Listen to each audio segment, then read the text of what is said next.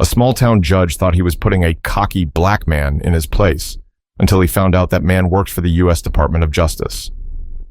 It was a bright Tuesday morning in Baton Rouge, Louisiana, the kind of morning that tricks you into thinking it'll be a good day. The air was thick with humidity, and the traffic along Nicholson Drive moved lazily, everyone half awake, sipping coffee and inching toward downtown. Darius Monroe checked his watch, sighing softly. He had 20 minutes to reach the courthouse. Plenty of time, he thought, easing his silver sedan through a green light. His tie was slightly loose, briefcase in the passenger seat, phone buzzing with messages from colleagues. Nothing unusual, just another workday for a man used to long hours and tight deadlines. But then, flashing lights appeared in his rearview mirror. A sheriff's deputy was signaling him to pull over. Darius blinked, confused. He wasn't speeding. He wasn't on his phone. He used his signal, rolled to a stop, and waited. His hand rested calmly on the steering wheel, eyes steady on the mirror. The deputy, a stocky man with a sun-reddened face and mirrored sunglasses, approached slowly, one hand on his belt. "Morning, sir," he said flatly. "You know why I stopped you?" Darius shook his head. "I'm not sure, officer." "Was I speeding?" 15 over, the deputy replied. 45 zone. You were doing 60. Darius frowned slightly. That doesn't sound right. I was behind a truck most of the way. I couldn't even pass. The deputy's tone stiffened. "You calling me a liar?" Darius exhaled slowly, keeping his voice measured. "No, sir. Just saying maybe there's been a mistake." The man's jaw tightened. "License and registration." Darius handed them over without another word. The officer glanced at the documents, pausing on the federal government ID clipped inside Darius's wallet. His brow furrowed, but he said nothing, just muttered something into his radio and walked back to the patrol car. Inside his sedan, Darius tapped his thumb on the wheel. He'd seen this before. Too many times, in fact. The pause, the double take, the silent judgment. It always felt the same, polite on the surface, but heavy underneath. After a few long minutes, the deputy returned, ticket pad in hand. "Here you go," he said. "Court date's next week. Baton Rouge District Courthouse." Darius accepted the paper. "Thank you, officer." "Be careful out there," the man said, his tone clipped, almost irritated. As the patrol car pulled away, Darius stared at the ticket. $275 for speeding. He knew he could pay it and move on, but something about the encounter didn't sit right. The way the deputy looked at him, spoke to him, doubted him before he said a word. He folded the ticket neatly and placed it in his glove compartment. Then he whispered to himself, "No, not this time." That afternoon, Darius filed a request to contest the citation. It wasn't about the money. It was about principle. When the court date arrived a week later, Darius decided to appear in person. He'd been in courtrooms his whole career, but never on the other side of the bench. And he had no idea that the man presiding that day, Judge Raymond Calloway, would turn a simple speeding ticket into something much bigger. But sometimes life has a way of testing your patience before revealing your purpose. The Baton Rouge District Courthouse was buzzing with the usual mix of nerves and impatience. People shuffled in line, clutching paperwork and whispering excuses to each other. Darius Monroe stood quietly near the back, his briefcase in one hand, his other hand resting in his pocket. He wore a navy suit, clean, pressed, nothing flashy. The same kind of suit he wore every day to work at the Department of Justice. But today, he wasn't standing behind a government seal or a polished mahogany desk. He was standing among locals fighting traffic tickets and small fines, waiting for his name to be called. At the front of the courtroom sat Judge Raymond Calloway, mid-60s, silver hair slicked back, eyes cold and sharp behind wire-framed glasses. His voice was gravelly and impatient, every sentence laced with authority that didn't invite discussion. He didn't smile, didn't greet the courtroom. He simply said, "Next case." One by one, people approached. Most were dismissed with small fines, a few warnings, and the occasional scolding. Then the clerk spoke. Case 2478, State of Louisiana versus Darius Monroe. Darius stepped forward. His shoes clicked softly against the floor, the sound echoing through the chamber. He set his briefcase down, meeting the judge's gaze. Calloway scanned the file. "Mr. Monroe, says here you were clocked doing 60 in a 45. Yes, Your Honor," Darius said evenly, "but I believe there's an error. I was driving behind a truck the entire time. I couldn't have been going that fast." The judge leaned back, unimpressed. You saying the deputy's radar was wrong? I'm saying it may have picked up the wrong vehicle, Darius replied calmly. A smirk tugged at the corner of the judge's mouth. So the deputy's wrong and you're right. Darius didn't flinch. I'm simply presenting the facts as I experienced them, sir. Judge Calloway exhaled, flipping through the paperwork like he'd already made up his mind. You people always have an excuse, he muttered, almost under his breath, but loud enough for half the courtroom to hear. Darius blinked slowly. Excuse me, Your Honor? I said, the judge repeated, louder this time, everybody has an excuse when they get caught. I'm tired of folks wasting this court's time over a $200 ticket. The air grew still. A few heads turned. The bailiff shifted slightly, uncomfortable. Darius straightened his posture. His voice stayed calm but firm. With respect, Your Honor, I believe I'm entitled to a fair hearing. The judge chuckled. Fair hearing? Son, this isn't federal court. We handle real people here. Folks who actually admit when they're wrong. Darius's jaw flexed slightly. I'm one of those people, sir. Not today, you're not. Calloway scribbled something on the file, then looked up.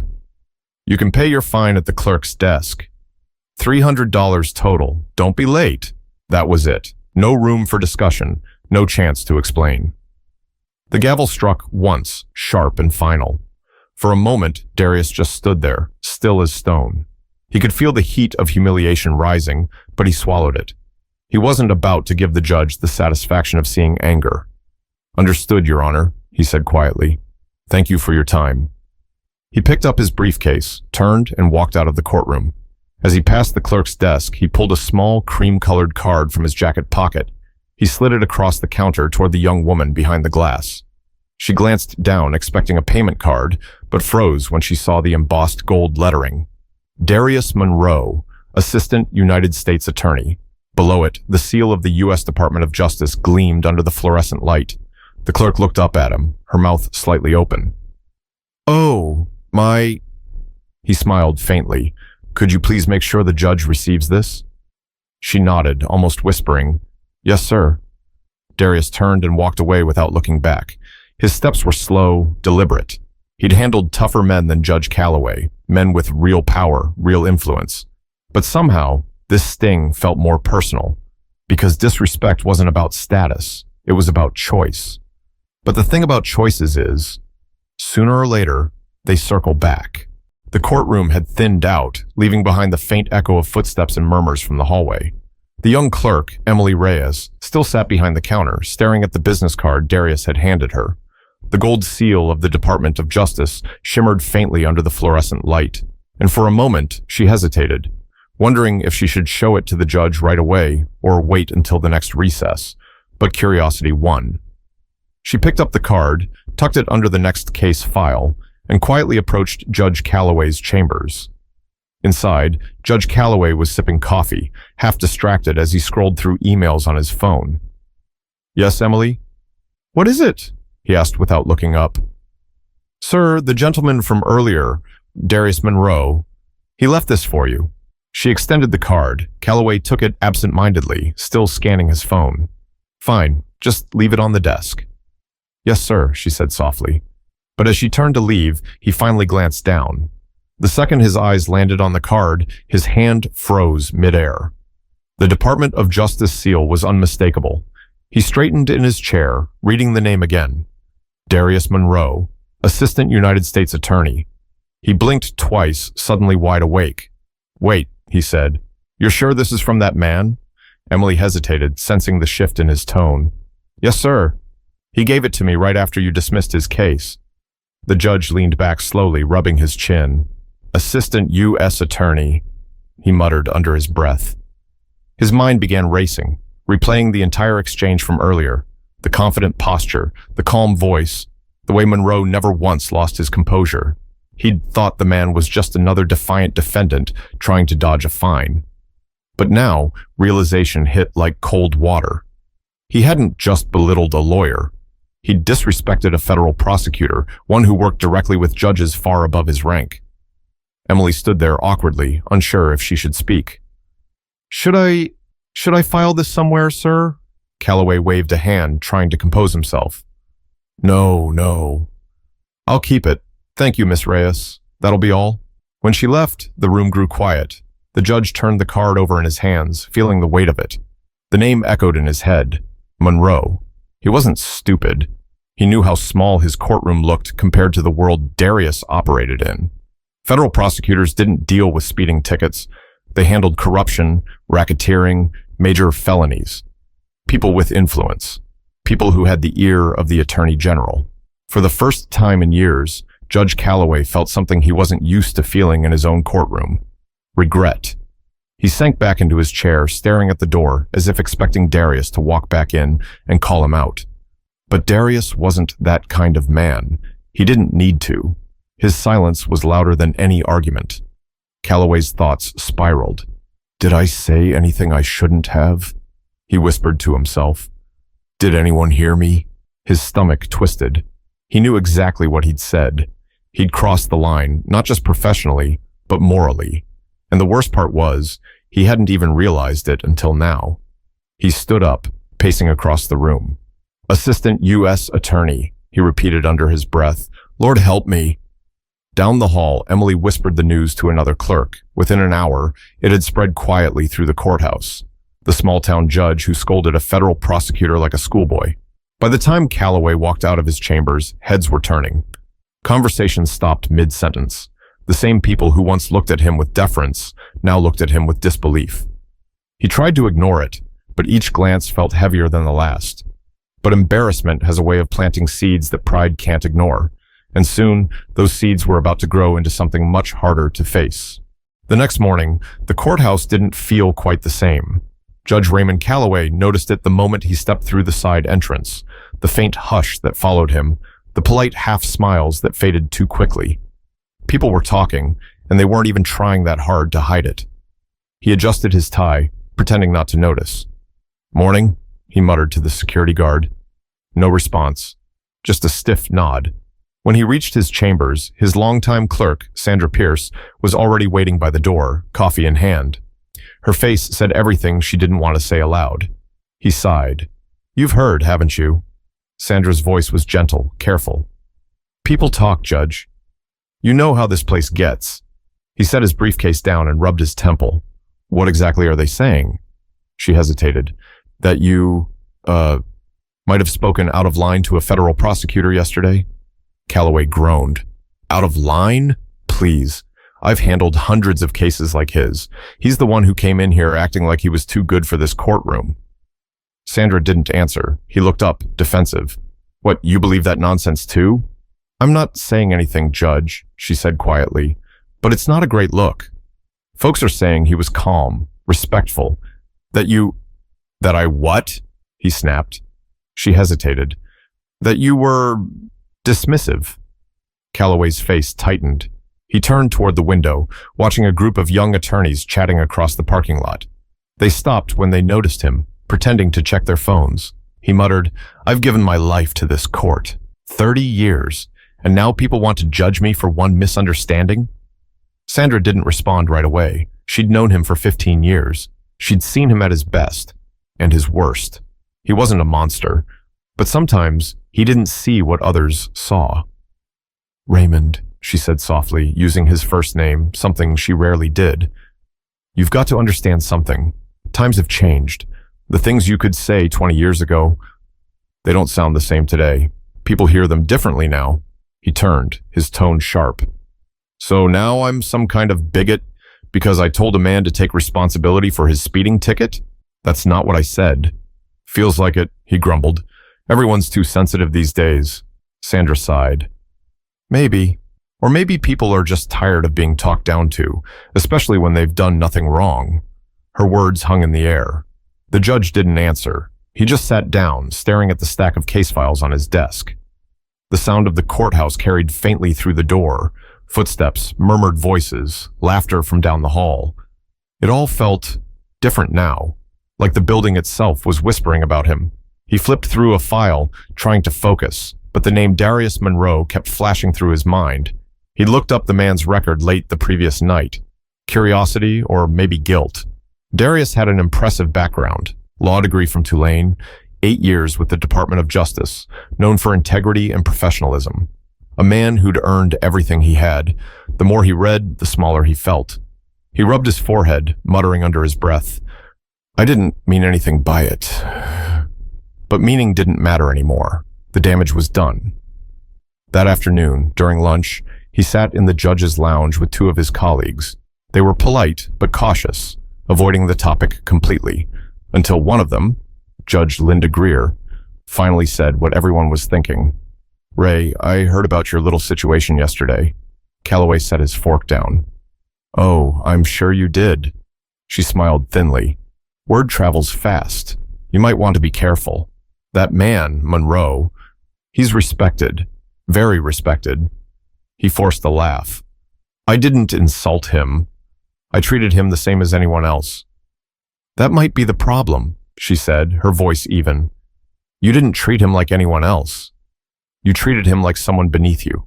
Her tone wasn't cruel, just honest. He didn't have a comeback this time. Later that day, when he drove home, his wife noticed the change in him immediately. He was quieter than usual, staring out the window at the neighborhood, saying little during dinner. "Rough day?" she asked gently. He managed a half smile. "Something like that. Want to talk about it?" He hesitated. "Maybe tomorrow." But as he lay in bed that night, staring at the ceiling fan spinning above him, the same question echoed in his mind, one he couldn't shake no matter how hard he tried. What if I really did judge that man for the wrong reasons? But sometimes life doesn't give you the luxury of hiding from your mistakes. Sometimes it makes you face them in the most public way possible. 3 days later, the federal courthouse in downtown Baton Rouge buzzed with the kind of energy that comes before something big. Cameras outside, reporters murmuring, security tight. It wasn't just another trial. It was a corruption case involving local contractors accused of bribing city officials. Inside the marble hall, Darius Monroe walked with quiet purpose. His leather shoes tapped in rhythm on the polished floor, briefcase in hand, his face calm but focused. He'd done this dozens of times before, but this one was personal. Not because of the case itself, but because of who he'd seen on the schedule that morning. Judge Raymond Calloway, appointed as a temporary overseer for a procedural motion tied to the trial. Fate, it seemed, had a sense of humor. As Darius entered the courtroom, the crowd shifted. Attorneys whispered his name. His reputation had preceded him, the man known for his integrity, precision, and quiet authority. When Calloway stepped through the side door and took his seat, the courtroom went silent. He was composed on the outside, but inside, his stomach twisted. He saw Darius immediately, the same man he'd talked down to, the same man he'd brushed off like he didn't matter. But this time, Darius wasn't standing before him as a defendant. He was standing in front of him, representing the United States government. The irony hit like a punch to the chest. "Good morning, Your Honor," Darius began, voice steady and firm. "The United States is ready to proceed." Calloway hesitated for just a second too long. "Yes. Good morning, Mr. Monroe," he replied, his voice slightly uneven. Every eye in the room caught the moment, that subtle crack in the judge's confidence. The hearing began. Darius presented his argument methodically, each word deliberate and measured. His posture was confident but not arrogant, his tone respectful but unyielding. Calloway tried to focus on the legal points, but every time Darius spoke, the judge felt smaller. His words from days before replayed in his mind. "You people always have an excuse." He winced inwardly. He wanted to take it back, but words, once spoken, don't return quietly. Darius was discussing an evidence motion when the defense attorney interrupted. "Objection, Your Honor," the defense said. "The prosecution is speculating." Calloway glanced at Darius. Sustained. But Darius didn't flinch. He simply rephrased, calm and unshaken. "Then let me reframe the point, Your Honor. The evidence speaks for itself." There was something about the way he said it, respectful, professional, yet subtly firm, that hit deeper than any confrontation could. By the time the session ended, the courtroom was buzzing with quiet admiration for Darius. The defense team whispered about his poise. The reporters scribbled notes. Even the court staff exchanged glances, sensing the tension between the two men. As the courtroom emptied, Darius gathered his papers and walked toward the exit, but before he reached the door, he paused. "Mr. Monroe," Calloway called out, his voice quieter now. Darius turned, his expression unreadable. The judge cleared his throat. I wanted to say that your argument today was... He stopped, choosing his words carefully. Well presented. Thank you, Your Honor, Darius said simply. His tone was polite, but there was no warmth, just professionalism. Calloway nodded, trying to meet his gaze. You handle yourself well. Always have? Darius smiled faintly, but his eyes stayed cool. Long enough to know respect goes a lot further than authority, sir. The words weren't sharp, but they landed hard.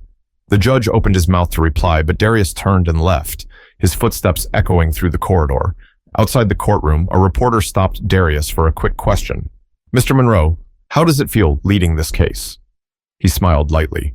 It feels like justice, real justice, always has its moment. As he walked away, the courthouse doors closed behind him with a quiet finality. Inside, Judge Calloway sat alone for a few minutes longer, staring down at his notes without reading them. For the first time in a long time, he wasn't thinking about rulings or case law. He was thinking about respect, how easy it is to demand it, and how hard it is to earn it. He looked at the empty seat where Darius had stood and whispered to himself, he didn't even have to raise his voice. But sometimes, silence says more than any argument ever could, and for the first time, Judge Calloway was listening. That night, Judge Raymond Calloway sat alone in his den, the television flickering faintly in the background.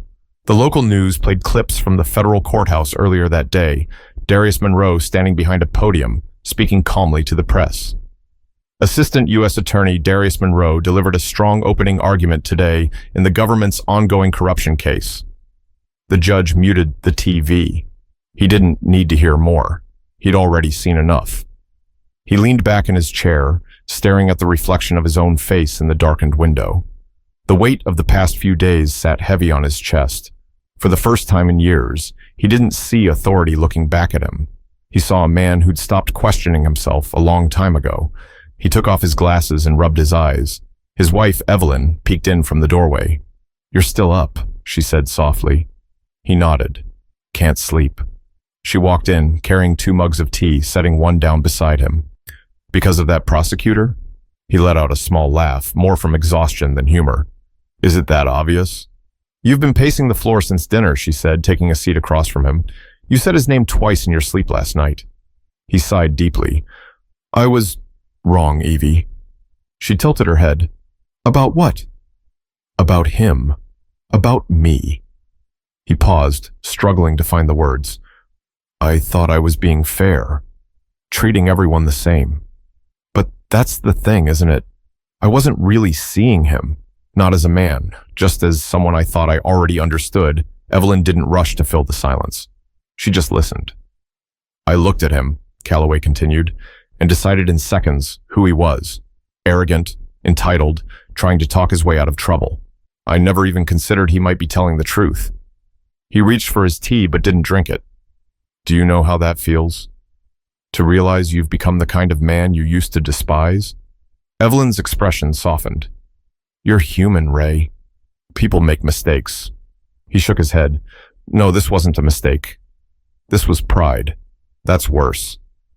The room fell quiet. Outside, a distant train rumbled through the city, its sound fading into the night. I spent my career preaching fairness, he said quietly, telling people to respect the law, to respect others. And yet, in that moment, I couldn't even do it myself. Evelyn reached across the table, placing her hand over his. Then do what's right now. Learn from it. You can't change what you said, but you can decide who you'll be tomorrow. He looked at her hand, the steady warmth of it grounding him. For years, he'd thought wisdom came from age, experience, and authority. But in that moment, he realized something simpler. Wisdom comes from the ability to admit when you're wrong. He whispered. He didn't raise his voice, Evie. Not once. He just stood there and let me make a fool of myself. Maybe that's what you needed, she said softly. He smiled faintly.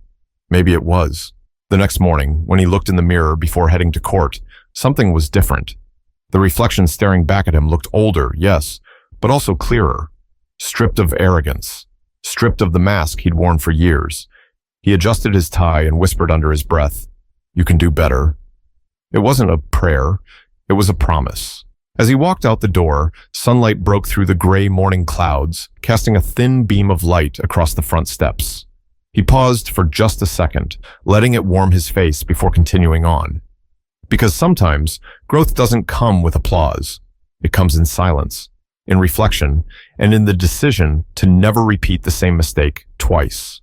2 weeks passed before their paths crossed again. The corruption trial was winding down, and the courthouse halls felt heavier with each passing day. Everyone knew the verdict would shake the city, but for Judge Raymond Calloway, the real weight wasn't in the trial. It was in what he needed to say before it was over. That morning, Darius Monroe arrived early, as he always did, calm, prepared, focused.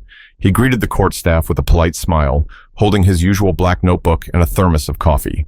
Across the hallway, Judge Calloway stood near his chambers, watching him through the open doorway. For 3 days, he'd rehearsed what he wanted to say.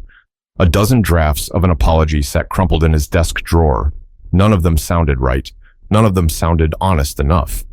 He straightened his robe, took a quiet breath, and stepped out. "Mr. Monroe," he said as he approached. Darius turned, expression neutral but polite. "Judge Calloway." "I was wondering," the judge began, voice softer than usual, "if I could have a moment of your time." Darius studied him for a second, cautious but curious. "Of course." They stepped aside into a small conference room, the hum of courthouse activity fading behind the door. The judge stood by the window, hands clasped in front of him. "I've been meaning to say something since that day in court," Calloway said slowly. "I handled that situation poorly. And that's me being generous with myself." Darius didn't speak. He waited, his silence inviting honesty. "I was rude. Dismissive. I disrespected you," the judge continued, "not just as an attorney, but as a man. And the truth is, it had nothing to do with your case. It had everything to do with me." He looked down briefly, ashamed. "I let arrogance and old habits speak louder than fairness. You didn't deserve that." The air hung still. Darius shifted his weight, eyes steady on the man in front of him. "I appreciate you saying that, Judge," he said finally. "It takes a lot to admit when you're wrong." Calloway nodded slowly. "I've been wrong more times than I care to admit. But this one stuck with me. You handled yourself with more grace than I did with a gavel in my hand."